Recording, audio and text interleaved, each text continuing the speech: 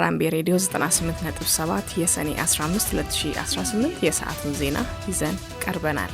ልንነግራችሁ ካሰናዳንላችሁ ዜናዎች መካከል ዋና ዋናዎቹን እናስቀድም።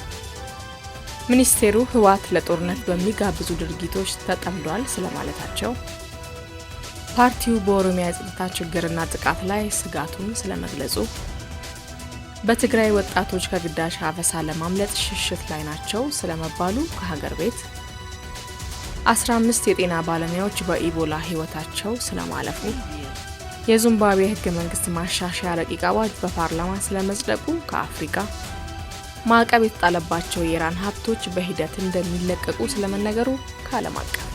አድማጮች እነዚህና ሌሎች ከሀገር ቤት ከአህጉርና ከዓለም አቀፍ የተውጣጡ ዜናዎችን የሀገር ቤቱን በማስቀደም ትንሳኤ አበበ አስደምጣቸዋለሁ።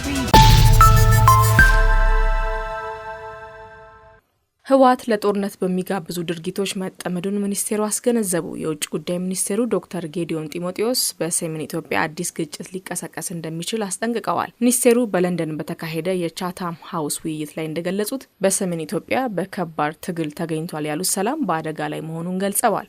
ዶክተር ጌዲዮን በህወሓት ውስጥ ያሉ አክራሪ አካላት የሰላም ስምምነቱን በሙሉ ለመተግበር ፍላጎት እንዳላሳዩ ገልጸው በተለይም የትጥቅ መፍታትና የታጣቂዎች ማሰናበት ሂደቶች ላይ እምቢተኝነት መኖሩን አመላክተዋል። ሚኒስቴሩ በተጨማሪም ህወሓት መሳሪያ እያከማቸና ለመልሶ ግንባታ የተመደቡ ሀብቶችን ወደ ሌላ አቅጣጫ እያዞረ ነው ሲሉ ከሰዋል። የፌዴራል መንግስት የመልሶ ግንባታ ስራዎችን መደገፉን እንደሚቀጥል ገልጸው የሰላም ስምምነቱ ስኬት የሚወሰነው ሁሉም ወገኖች ቁርጠኝነታቸውን በሙሉ ሲያሳዩ ብቻ መሆኑን አስገንዝበዋል።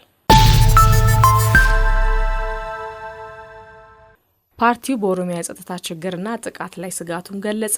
የኦሮሞ ፌዴራላዊ ኮንግረስ ኦፌኮ በኦሮሚያ ክልል እየተባባሰ መጥቷል ባለው የጸጥታ ችግርና በብዙሃን ዜጎች ላይ በሚፈጸሙ ጥቃቶች ጉዳይ ጥልቅ ስጋቱን ገልጿል። ፓርቲው ባወጣው መግለጫ በምስራቅ አርሲ፣ አሰኮና በሴሩ ወረዳዎች የሰዎች ግድያ፣ የንብረት ውድመትና የዜጎች መፈናቀል መከሰቱን ጠቅሶ በሺዎች የሚቆጠሩ ሰዎች ለሰብአዊ ቀውስ መጋለጣቸውን አመላክተዋል። ኦፌኮ ሁሉም ታጣቂ ኃይሎች በንጹሃን ላይ የሚፈጸሙ ጥቃቶችን በአስቸኳይ እንዲያቆሙ ጠይቆ ለተፈናቃዮች ያልተገደበ የሰብአዊ ድጋፍ እንዲደርስ ጥሪ አቅርበዋል። በተጨማሪም በተፈጸሙ ጥቃቶች ላይ ገለልተኛ ዓለም አቀፍ ምርመራ እንዲካሄድና በኦሮሚያ ያለውን ግጭት ለመፍታት አካታች የፖለቲካ ውይይትና ድርድር እንዲጀመር ጠይቋል። ኦፌኮ በዚህ መግለጫው የህግ የበላይነት እንዲከበርና ዘላቂ ሰላም እንዲሰፍን ጥሪ አቅርበዋል። መንግስት በበኩሉ እንዲህ ያለውን ጥቃትና የጸጥታ ችግር በየጊዜው እየፈጠረ ያለው ሸኔ በሚል ስያሜ በአሸባሪነት የተፈረጀው ታጣቂ ቡድን መሆኑን በመግለጽ ህግ የማስከበር ኃላፊነቱን እንደሚወጣ በተደጋጋሚ አስገንዝበዋል።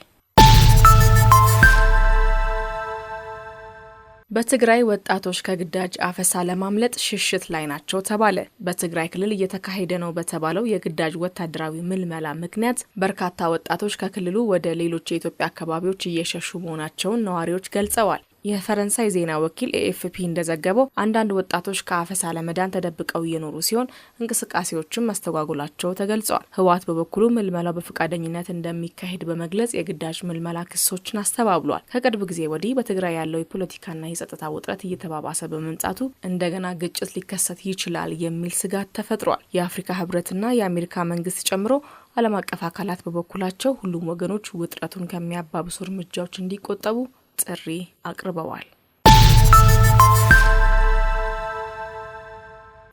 ሁሉም ተሳፋሪዎች የደህንነት ቀበቶ እንዲያስሩ የሚያስገድድ መመሪያ ተዘጋጀ። የመንገድ ደህንነትና መድን ፈንድ አገልግሎት በህዝብ ትራንስፖርት ተሽከርካሪዎች ውስጥ የሚጓዙ ሁሉም ተሳፋሪዎች የደህንነት ቀበቶ እንዲያስሩ የሚያስገድድ አዲስ መመሪያ ማዘጋጀቱ ተገልጿል። መመሪያው የትራፊክ አደጋዎችን ተከትሎ የሚደርሰውን የሞትና የከባድ አካል ጉዳት ለመቀነስ ያለመ ሲሆን በመጀመሪያ ከከተማ ተነስተው ረጅም ርቀት በሚጓዙ አውቶቡሶችና የህዝብ ማመላለሻ ተሽከርካሪዎች ላይ ተግባራዊ ይሆናል ተብሏል። አገልግሎቱ እንዳለው የደህንነት ቀበቶ አደጋን ለመከላከል ሳይሆን በአደጋ ጊዜ የጉዳት መጠንን ለመቀነስና ተሳፋሪዎች ከተሽከርካሪው ተወርውረው እንዳይወጡ እንደሚረዳ ገልጸዋል። መመሪያው በአሁኑ ወቅት ለመጨረሻ ማሻሻያ ወደ ፍትህ ሚኒስቴር የተላከ ሲሆን ከጸደቀ በኋላ ሰፊ የግንዛቤ ማስጨበጫ ስራዎች እንደሚከናወኑ ተገልጿል። ዳኛዋንና ባለቤቱን ለህልፈተ ህይወት የዳረገው ግለሰብ ራሱን ማጥፋቱ ተሰማ። በኦሮሚያ ክልል ምዕራብ ሸዋ ዞን ወልመራ ወረዳ ፍርድ ቤት ግንቦት 27 ቀን 2018 ዓ.ም ዳኛ ወርቄ ፋካንሳንና የቀድሞ ባለቤቱን ወይዘሮ አልማዝ መኮንንን በጥይት በመግደል የተጠረጠረው አቶ አቅናው በቀለ ራሱን ማጥፋቱን የኦሮሚያ ጠቅላይ ፍርድ ቤት አስታወቀ።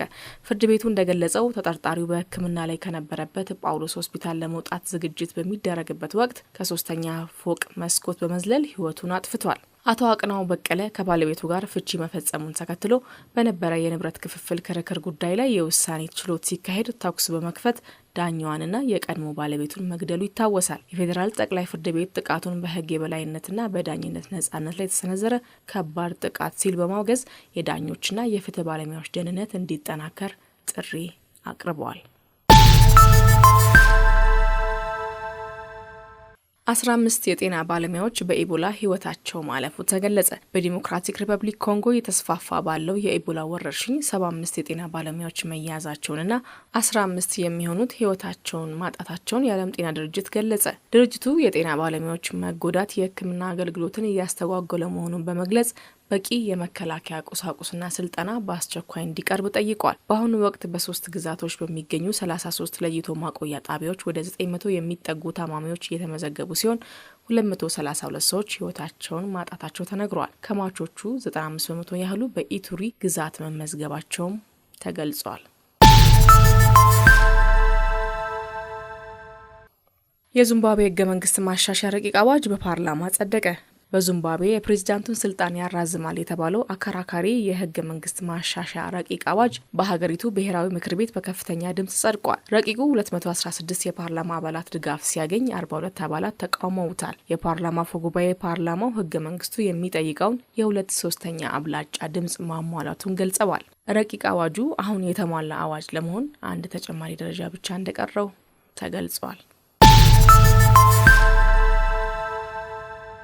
ማዕቀብ የተጣለባቸው የኢራን ሀብቶች በሂደት እንደሚለቀቁ ተገለጸ። የኢራን ምክትል ፕሬዝዳንት መሐመድ ጃፋር ጋምፔና ከአሜሪካ ጋር በተደረሰ ስምምነት መሰረት ማዕቀብ የተጣለባቸው የኢራን ሀብቶች በሂደት እንደሚለቀቁ ገለጹ። በውጭ ሀገራት የታገዱት የኢራን ሀብቶች ወደ 25 ቢሊዮን ዶላር የሚጠጉ መሆኑ ተነግሯል።